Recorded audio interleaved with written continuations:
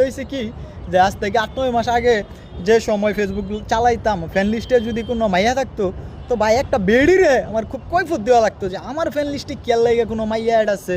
তো আগে পরের বিষয়টা হয়েছে কি যে আগে তো একটা বেডি মানুষের জবাব দেওয়া লাগতো যে আমার ফ্রেন্ড লিস্টে কোনো বেডি বা মাইয়া থাকলে এই মাইয়াটা কেয়ার লাগে আমার লগে ফ্রেন্ড লিস্টে এইটা সেইটা একদম 14 গোষ্ঠী শুদ্ধ বর্ণনা দেওয়া লাগতো যে এই কারণে এই দরকারে আমি তারে আমার ফ্রেন্ড লিস্টে অ্যাড রাখছি।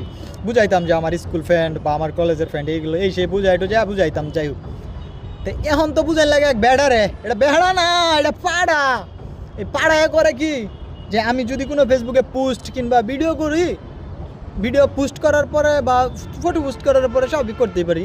তো এগুলা করার পরে হয়েছে কি যে কোনো মাইয়া বা কোনো ভিডিও যদি আমার পোস্টের মধ্যে রিয়াক্ট কিংবা কমেন্ট করে, এই পাড়ায় করবো কি স্ক্রিনশট দিব বা কমেন্ট করে যদি রিয়াক্ট করলে ওই রিয়াক্টটা স্ক্রিনশট দিয়ে আমার ইনবক্সে দিব, দিয়ে কইব কি যে বন্ধু এই মায়েরা গেড়া এই বেড়িটা গেড়া।